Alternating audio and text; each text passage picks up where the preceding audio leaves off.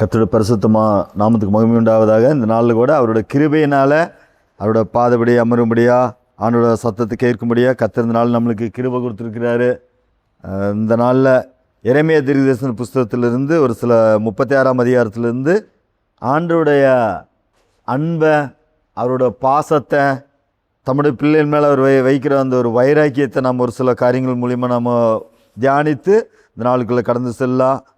எரேமியா தீர்க்கதரிசன புஸ்தகம் 36ஆம் அதிகாரம் 3வது வசனம் நம்ம சேர்ந்து படிக்கலாம். யூதாவின் குடும்பத்தார் அவரவர் தங்கள் பொல்லாத வழியை விட்டு திரும்பும்படியாகவும் தங்கள் அக்கிரமத்தையும் தங்கள் பாவத்தையும் நான் மன்னிக்கும்படியாகவும் தங்களுக்கு நான் செய்ய நினைத்திருக்கிற தீங்குகளை குறித்து ஒருவேளை அவர்கள் கேட்பார்கள் என்றார்.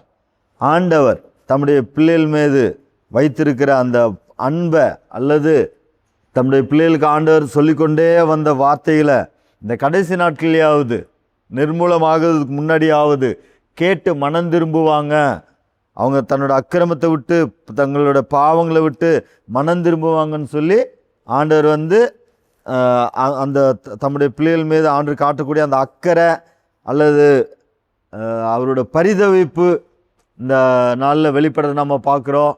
எப்படி கோழி தன் குஞ்சுகளை சட்டைகளை விரித்து பாதுகாக்கிற மாதிரி, ஒரு பட்சி தன்னோட குஞ்சுகளுக்காக பறந்து காக்கிற மாதிரி, தன்னோட பிள்ளைகளுக்காக ஆண்டவர் தன்னுடைய அன்பை, தன்னுடைய அந்த பாசத்தை, வைராக்கியத்தை காட்டுகிறார்.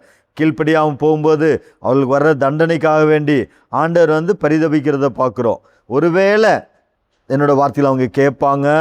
அதனால் எரேமியா தீர்க்கதரிசி சொல்கிறாரு, நீ இவ்வளோ நாளாக நீ பேசின அல்லது மூலியமாக நான் சொன்ன எல்லா வார்த்தைகளையும் எல்லா வசனங்களையும் நீ ஒரு புஸ்தகத்தில் எழுதி அதை திரும்ப ஒரு முறை நீ அவங்களுக்கு வாசித்து காட்டுன்னு சொல்லி ஆண்டவர் சொல்கிறத இந்த அதிகாரத்தில் பார்க்குறோம்.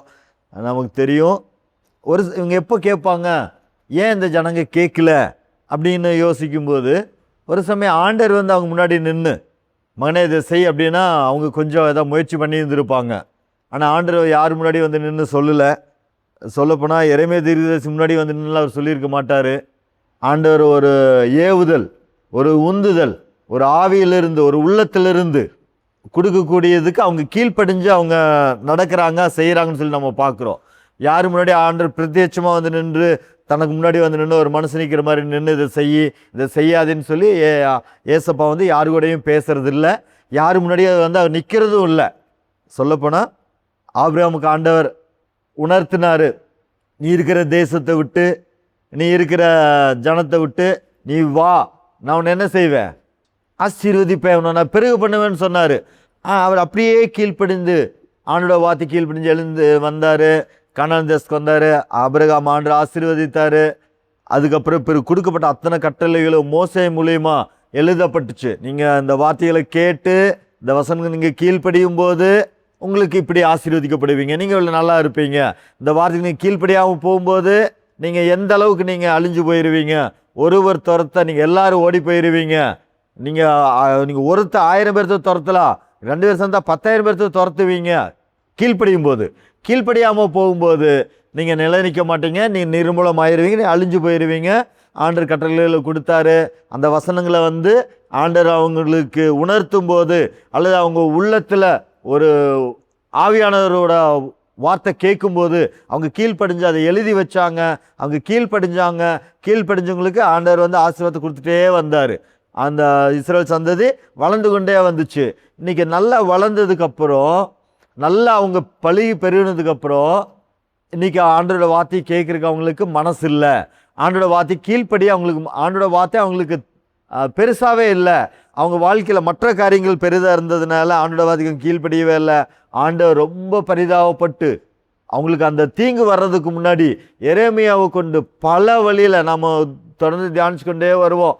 அவருக்கு எத்தனையோ நடைமுறையில் அவர் செய்து காட்டி, இப்படியெல்லாம் ஒரு கழித்து படுத்து, நுகத்தை சுமந்து, கைத்தை கட்டி, இப்படி பல வழியில் இஸ்ரேல் ஜனங்களுக்கு ஆண்டவர் சொல்லி கொடுக்குறாரு. நீங்கள் இப்படியெல்லாம் வந்துடும், இப்படியெல்லாம் தீங்கு வந்துடும், நீங்கள் ஆண்டோட வார்த்தை கீழ்ப்படியுங்க, ஆண்டோட வசனத்தை கீழ்ப்படியுங்கன்னு சொல்லி கேட்கவே இல்லை.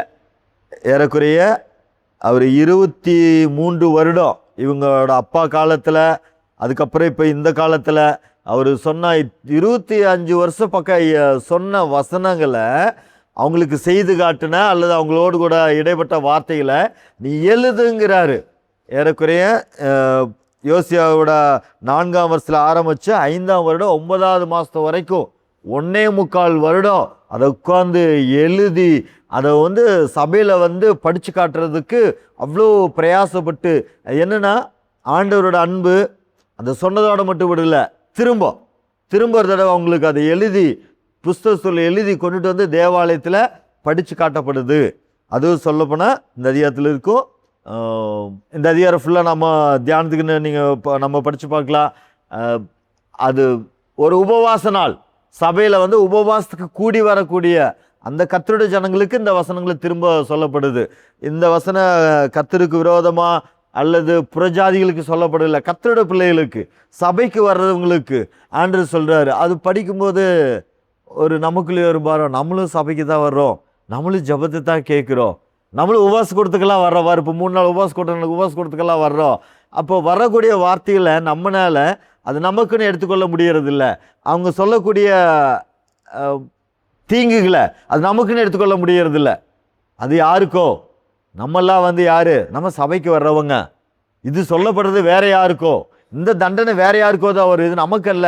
நம்ம சபைக்கு தானே வர்றோம், நம்ம உபவாச கொடுத்து தானே வர்றோம், நம்ம கர்த்தருடைய பிள்ளை தானே, அந்த மாதிரி ஒரு மேம்போக்கான காரியமாக இருந்துடும். ஆனால் ஆண்டவர் சொன்னால் அந்த அத்தனை தண்டனைகளும் அது வர்றதுக்கு முன்னாடி ஒரு சமயம் நிர்மூலமாகறதுக்கு, நீ காலையில் பண்ணல, நிர்மூலமாகறதுக்கு முன்னாடி ஆண்டோட கிருபையாக ஆண்டோட வார்த்தைகள் நமக்கு வரும்போது அந்த வார்த்தையை நமக்குன்னு ஏற்றுக்கொண்டு நாம் ஆண்டவரோட பாரம் என்னென்னா தங்கள் பொல்லாத வழிகளை விட்டு திரும்பும்படியாக நம்ம செய்ய வேண்டிய ஒரே காரியம், ஆண்டவரே நான் போயிட்டு இருக்கிற வழி பொல்லாத வழி.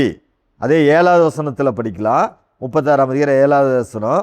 ஒருவேளை அவர்கள் கர்த்தருடைய முகத்துக்கு முன்பாக பணிந்து விண்ணப்பம் பண்ணி அவரவர் தங்கள் பொல்லாத வழிகளை விட்டு திரும்புவார்கள், கர்த்தர் இந்த ஜனத்துக்கு விரோதமாக கூறியிருக்கிற கோபமும் உக்கிரமும் பெரியது என்று சொன்னான்.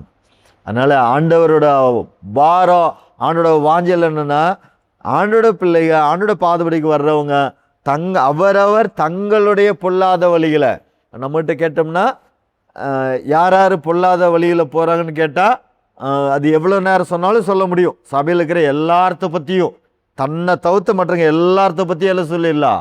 அவங்க செய்கிறது பொல்லாத காரியம் எது, இவங்க செய்கிற பொல்லாத காரியம் எதுன்னு எல்லாத்தோட பொல்லாத காரியங்களையும் சொல்லிட முடியும். ஆனால் தவறு செய்யாத மனிதர் யாருமே இல்லை. எல்லாத்துக்கிட்டேயும் ஒரு சில குறைகள் இருக்கும். ஆனால் ஒவ்வொருத்தருக்கிட்டையும் கர்த்தருடைய பிள்ளைகிட்ட, சபைகள் இருக்கிறவங்கிட்ட, அவங்க கர்த்தருக்காக இல்லை கர்த்தருடைய காரியங்கள் செய்யக்கூடிய, கர்த்தருக்காக செய்யக்கூடிய நன்மையான காரியம் நிறையா இருக்கும். அவங்ககிட்ட எல்லாத்துட்டையும் ஏதோ ஒரு குறை, ஈவன் மோசைகிட்டேயே ஒரு பலவீனம் இருந்த மாதிரி எல்லாத்துக்கிட்டையும் ஒரு சில பலவீனங்கள் இருக்கும். பிசாசோட திட்டம், ஒருத்தர்கிட்ட இருக்கக்கூடிய ஒரு நல்லதையும் பார்க்கக்கூடாது, ஒவ்வொருத்தர்கிட்டையும் இருக்கக்கூடிய ஏதாவது ஒரு கெட்டதாவது பார்த்து அதை குறித்து தான் நாம் பேசணும். அதுதான் நம்மளுக்கு தெரியும். மற்றவங்களோட பொல்லாத காரியம் தெரியும், நம்முடைய பொல்லாத காரியம் நமக்கு தெரியறதில்ல. பிசாசு நம்முடைய கண்களை குருடாக்கி வைத்திருக்கிறான். இந்த நாள் ஆண்டவரை வசனத்தை கேட்குற, வசனத்துக்கு முக்கியத்துவம் கொடுக்குற, சபைக்கு முக்கியத்துவம் கொடுக்குற, சபை பக்கம் நான் வருகிறேன். ஏன்னா இன்றைக்கி நமது வசனம் கேட்குறவங்க முக்கியத்துவம் கொடுக்குறோம் தான் அதை கேட்போம், மற்றவங்க அதை கேட்க மாட்டோம். நான் முக்கியத்துவம் கொடுக்குறேன். ஆனால் எங்கிட்ட இருக்கிற பொல்லாத வழியை நான் பார்க்கணுமே, எங்கிட்ட இருக்கிற பொல்லாத வழியை நான் பார்த்தேன்னா அழிவுக்கு தப்பிக்க முடியும். அன்று அந்த 3ஆம் வசனம் சொல்லும்போது, தங்கள் பொல்லாத வழியை விட்டு திரும்பும்படியாகவும் தங்கள் அக்கிரமத்தையும் தங்கள் பாவத்தையும் நான் மன்னிக்கும்படியாக. ஸோ நம்முடைய அக்கிரமத்தை, நம்முடைய பாவத்தை ஆண்டவர் மன்னிக்கிறதுக்கு ஆசையாக காத்துட்ருக்கிறாரு. இன்னைக்கு கிறிஸ்துவ சமுதாயம் சரி, மற்றவங்களும் சரி, பாவம் மன்னிக்கணும் தெரியுமா தெரியாதான்னா கண்டிப்பாக தெரியும். பாவம் மன்னிக்கிறதுக்கு போய் அந்த ஃபாதர்கிட்ட பாவம் மன்னிக்கணும்னு கிறிஸ்துவ சமுதாயம் முயற்சி பண்ணுது. உலகத்தில் இருக்கிற ஜனங்களும் தங்கள் பாவம் மன்னிக்கப்படணுங்கிறதுக்காக எவ்வளோ பக்தி பண்ணுறாங்க, எவ்வளோ கெடா வெட்டுறாங்க, எவ்வளோ ரத்தம் சிந்துறாங்க, எவ்வளோ எதுக்காக? பாவம் மன்னிக்கணும், எனக்கு தீங்கு வரக்கூடாது. அது கடவுளோட விருப்பம் கூட. பாவத்தை மன்னிக்கணும், தம்முடைய ஜனங்களை தண்டிக்கக்கூடாது, நல்லா வச்சுக்கணும் ஆண்டோட விருப்பம். ஆனால் ஆண்டு எதிர்பார்க்கிறது என்ன? ஆண்டோட பரிதவிப்பு என்னன்னா, தங்களுடைய பொல்லாத வழிகளை விட்டு திரும்பணும். தங்களோட பொல்லாத வழிகளை அவங்க தங்களை தாழ்த்தி கர்த்தருக்கு முன்னா விண்ணப்பம் பண்ணி தங்களோட வழிகளை விட்டு அவங்க திரும்பும்போது ஆண்டவர் மன்னிக்கிறதும் அவங்க தீங்கிலிருந்து பாதுகாக்கிறதுக்கும் ஆண்டவர் ஆசையாக காத்திருக்கிறாரு. ஆனால் இன்னைக்கு தங்களோட வழிகளை தங்களோட அக்கிரமங்களை தங்களோட பொல்லாத வழிகளை ஒப்புக்கொள்ளுவதற்கோ மனம் திரும்புவதற்கோ இன்னைக்கு கிறிஸ்தவ சமுதாயம் சரி உலகம் அதுக்கு ஆயத்தம் இல்லை. மன்னிப்பு கிடைக்கணும், எல்லா தப்பும் பண்ணிக்கணும், கடவுள்கிட்ட போய் மன்னிப்பு மட்டும் கேட்டுக்கணும். ஆனால் தங்களோட வாழ்க்கையில் மாற்றம் வராமல் அப்படி இருக்கிற அந்த மாதிரி காரியங்கள் தான் இருக்குது. அதனால் இந்த நாளில் இந்த எரேமியா தீர்க்கதரிசி கொண்டு ஆண்டவர் திரும்ப ஒரு முறை அது எல்லாத்தையும் எழுதி அந்த பாருக் அன்பர் மூலிமா நீ போய் இஸ்ரேல் ஜனங்க எல்லாருக்கும் நீ போய் இதை நீ வாசித்து காட்டு, அவங்களுக்கு திரும்ப ஞாபகப்படுத்து. ஒரு கர்த்தரோட கட்டளையின்படி நடந்தால் ஆண்டவர் தீங்கு செய்ய மனஸ்தாபப்பட்டு அவங்கள பாதுகாத்து கொள்வார். ஆண்டவரோட ஆசை என்னன்னா, இப்படி போய் வசனத்தை சொல்லும்போது அந்த இஸ்ரேல் ஜனங்க என்ன செய்வாங்க அப்படின்னு ஆண்டவர் எதிர்பார்த்தாருன்னா, இதே அதிகாரத்தில் வரும்போது 36ஆம் அதிகாரத்தில் 24ஆம் வசனம் நம்ம சேர்ந்து படிக்கலாம். 24ஆம் வசனம், ராஜாவாயினும் அந்த வார்த்தைகளை எல்லாம் கேட்ட அவனுடைய சகல ஊழியக்காரராயினும் பயப்படவும் இல்லை, தங்கள் வஸ்திரங்களை கிழித்து கொள்ளவும் இல்லை. ஆண்டவர் எதிர்பார்த்தார். இந்த வார்த்தைகளை கேட்கும்போது ஜனங்க அல்ல ராஜா அவனோட ஜனங்க எல்லாரும் சேர்ந்து பயப்படுவாங்க, தங்களோட வஸ்திரங்களை கிழித்து கொள்ளுவாங்க. ஆண்டோட எதிர்பார்ப்பு என்னன்னா, யோனா தீர்க்கதரிசி மூலியமா கேட்டப்போ அந்த ராஜா அந்த புரஜாதி ராஜா எப்படி தண்ணியோட குடிக்காம உபவாசம் இருந்து கர்த்தர் பக்கம் மனம் திரும்பினானோ அந்த மாதிரி தம்முடைய ஜனங்க மனம் திரும்பிடுவாங்க, அவங்களுக்கு வரக்கூடிய தீங்கிலிருந்து காப்பாற்றலான்னு சொல்லி ஆண்டவர் வந்து ஆசையாக போய் சொன்னார். ஆனால் இந்த பாருக்கு வாசிக்கும்போது சபையிலுக்கு வாசிக்கும்போது அதை கேட்டுட்டு போய் அந்த வார்த்தைகள் எல்லாம் 12ஆம் வசனத்தில் பார்க்கலாம். 11, 12 படிச்சிடலாம். 36ஆம் அதிகாரம் 11ஆம் வசனம் 12ஆம் வசனம். சாப்பானுடைய குமாரனாகிய கெமரியாவின் மகன் மிகாயா அந்த புஸ்தகத்தில் உள்ள கர்த்தருடைய வார்த்தைகளை எல்லாம் வாசிக்க கேட்டபோது அவன் ராஜாவின் அரண்மனைக்கு போய் சம்பிரதியின் அறையில் பிரவேசித்தான். இதோ அங்கே எல்லா பிரபுக்களும் சம்பிரதியாகிய எலிசாமாவும் செமாயாவின் குமாரனாகிய தெலாயாவும் அக்போரின் குமாரனாகிய எல்தாதானும் சாப்பானின் குமாரனாகிய கெமரியாவும் அனனியாவின் குமாரனாகிய சிதேக்கியாவும் மற்ற எல்லா பிரபுக்களும் உட்கார்ந்திருந்தார்கள். அவங்ககிட்ட போய் கேட்ட எல்லா வார்த்தைகளையும் சொல்றாரு. இதில் என்னன்னாங்க, ஆண்டவர் தம்முடைய வார்த்தைகளை திரும்ப திரும்ப திரும்ப சொல்ற மாதிரி நம்முடைய வாழ்க்கையில் ஆண்டவர் திரும்ப திரும்ப உணர்த்தி கொண்டே வரும்போது நம்ம துணிஞ்சு போய்தான் நம்ம தீங்குக்குள்ளே போகிறோம். கர்த்தருடைய பிள்ளைகளுக்கு ஆண்டவர் தம்முடைய எச்சரிப்பு கொடுக்காம அவ்வளோ சீக்கிரம் தண்டனை கொடுக்கறது இல்லை. ஆண்டவர் தம்முடைய பிள்ளைகளுக்கு தம்முடைய வார்த்தையை கொண்டு வசனத்தை கொண்டு எச்சரிப்பு கொடுத்து கொண்டே வரும்போது அதுக்கு கீழ்ப்படியாமல் முரட்டாட்டம் பண்ணி எதிர்த்து போய்தான் நம்ம தண்டனைக்குள்ளே போகிறோம். ஆனால் இந்த இடத்துல இந்த இவர் போய் சொல்லும்போது அவங்க அதை உட்காந்து ஃபுல்லாக கேட்டுட்டு திருப்பி பாருக்கு வர சொல்லி அவனை அதை படித்து காட்ட சொல்கிறாங்க. படித்து காட்டும்போது அதை கேட்குறாங்க. 16ஆம் வசனம் படிக்கலாம். அப்பொழுது அவர்கள் எல்லா வார்த்தைகளையும் சேர்ந்து படிக்கலாம். அப்பொழுது அவர்கள் எல்லா வார்த்தைகளையும் கேட்கையில் பயமுற்றவர்களாய் ஒருவரை ஒருவர் பார்த்து பாருக்கை நோக்கி இந்த எல்லா வார்த்தைகளையும் ராஜாவுக்கு நிச்சயமாய் அறிவிப்போம் என்றார்கள். இதில் என்ன ஒரு எச்சரிப்பு, ஒரு பயம் என்னன்னாங்க, இது கேட்ட எல்லா பிரபுக்களுக்கும் சம்பிரதிகளுக்கு அதை கேட்டுன்னு அவங்களுக்கு என்ன வந்துச்சுங்களா, அந்த வார்த்தைகள் கேட்டும்போது ஒரு பயம் வந்துச்சு. ஐயோ, கர்த்தர் இப்படி இவ்வளோ ஆசீர்வாதத்தை கொடுத்து இவ்வளோ தூரம் நம்மளை பாதுகாத்த ஆண்டவர் இன்னைக்கு நம்ம வார்த்தை கீழ்ப்படியாமல் போயிட்டா நம்மளுக்கு தண்டனை வந்துடுமா, ஒரு பயம் வந்துச்சு. நம்ம போய் ராஜாட்ட எல்லாத்தையும் சொல்லுவோன்னு சொன்னாங்க. அந்த வார்த்தைகள் கேட்டும்போது பயப்படுறதை நம்ம பார்க்கும்போது யாக்கோபு புஸ்தகத்தில் பார்ப்போம், நாம் ஆண்டவரை விசுவாசிக்கிறது நல்லது தான். ஆனால் பிசாசு என்ன செய்யுது, விசுவாசித்து நடுங்குது. ஆனால் அதுக்கிட்ட என்ன ஒரு காரியம் இல்லை, அது நம்மளை மாதிரியே ஆண்டவர் உண்டு, ஆண்டவர் இருக்கிறாரு, நம்மளை விட ஆண்டவர் அது பார்க்கவும் செய்யும். ஏன்னா நம்மளால தான் நம்மளோட கண்களை ஆண்டரை பார்க்க முடியாது. நம்ம மாம்சத்தில் இருக்கிறோம், அது ஆவியில் இருக்கிறதுனால ஆண்டரை தரிசிக்க முடியும், ஆண்டர் சமூகத்தில் அது இருக்க முடியும். அதனால் அது ஆண்டரை நம்புது, ஆண்டரை விசுவாசிக்குது, நடுங்குது. பிசாசிட்டு இல்லாத காரியம் என்ன? ஆண்டோட வார்த்தைக்கு கீழ்ப்படிய அதனால் முடியாது. இன்னைக்கு நம்மளும் அந்த கீழ்ப்படி ஆண்டரோட வார்த்தை கேட்டு நான் தம்முடைய பிள்ளைங்க கீழ்ப்படியணும், தங்களோட வஸ்திரங்களை கிழித்து கொண்டு பயந்து ஆண்டருக்கு பின்பற்றி வரணும்னு சொல்லி ஆண்டரை வாஞ்சித்து வார்த்தைகளை கொடுக்குறாரு. இவங்க பயக்கிறாங்க, இவங்க போய் ராஜாட்ட சொல்கிறாங்க. சொன்னோன்னே ராஜா என்ன செய்கிறாரு? நீ போய் அந்த புஸ்தக சொல்ல கொண்டு வான்னு சொல்லி அது படிக்கும்போது சூரிய கத்தி எடுத்து அதை கிழித்து தீயில போட்டு எரிச்சிடுறாரு. எரிச்சதுக்கப்புறம் சொல்லப்படுது, அவங்க என்ன செய்யலையாமா, அவங்க எல்லாரும் பயப்படலை. தனியாக அந்த வசனத்தை கேட்டப்போ பயம் வந்துச்சு.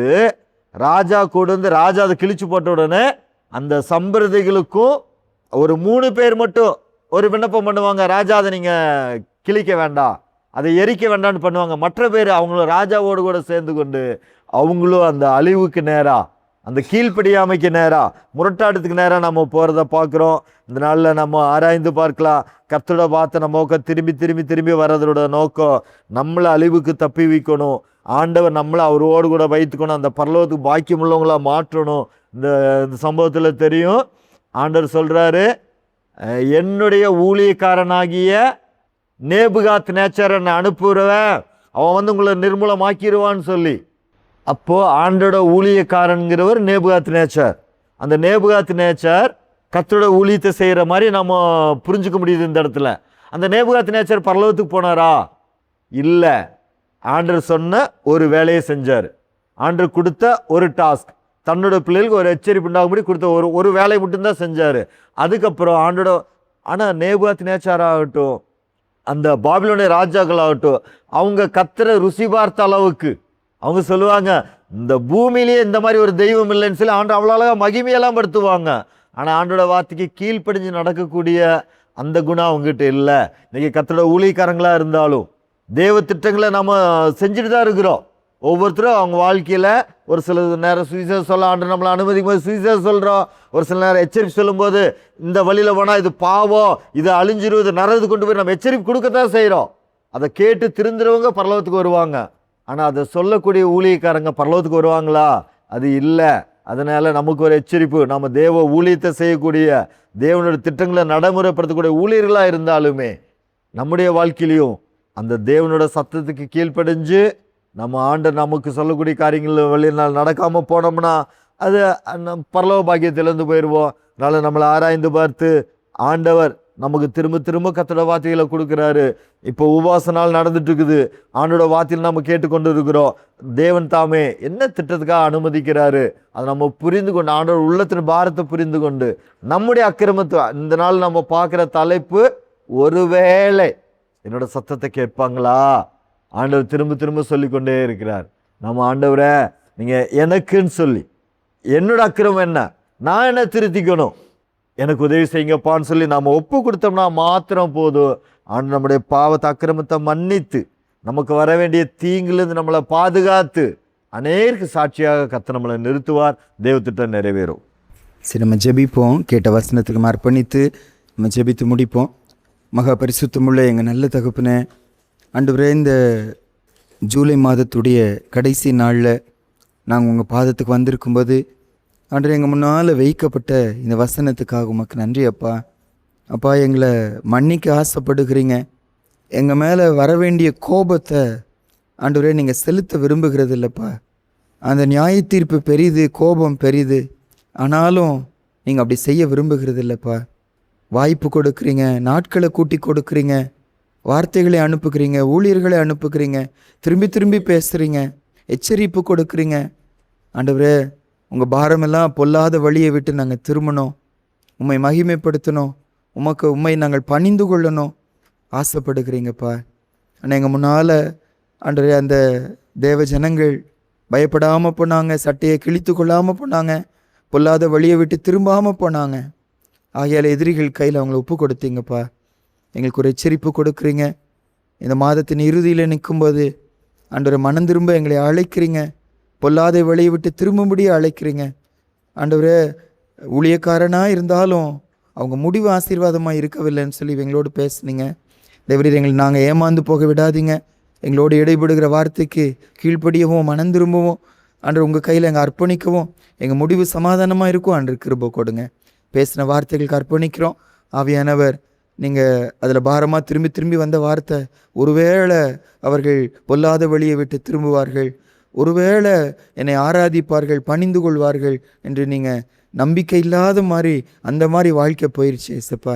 ஆண்டவரே, நீங்கள் நம்பத்தக்க பாத்திரங்களாக நாங்கள் இருக்கணும். நீங்கள் சொன்னால் கீழ்ப்படுகிறவர்களாக இருக்கணும். நீங்கள் சொன்னால் மனம் திரும்புகிறவர்களாக இருக்கணும். கிருபை செய்யுங்க. இந்த நாளுக்குள்ளே போகிறோம் அப்பா. உங்கள் நம்பிக்கைக்கு பாத்திரவான்களாக நடந்து கொள்ள, மனம் திரும்ப வேண்டிய பகுதிகளில் மனம் திரும்ப, பொல்லாத வழிகளை விட்டு திரும்ப, உமக்குடைய கனத்தை உமக்கு நாங்கள் கொடுக்க இன்றைக்கு உதவி செய்யுங்க. இயேசுவின் மூலம் ஜெபிக்கிறோம் நல்ல பிதாவே, ஆமென்.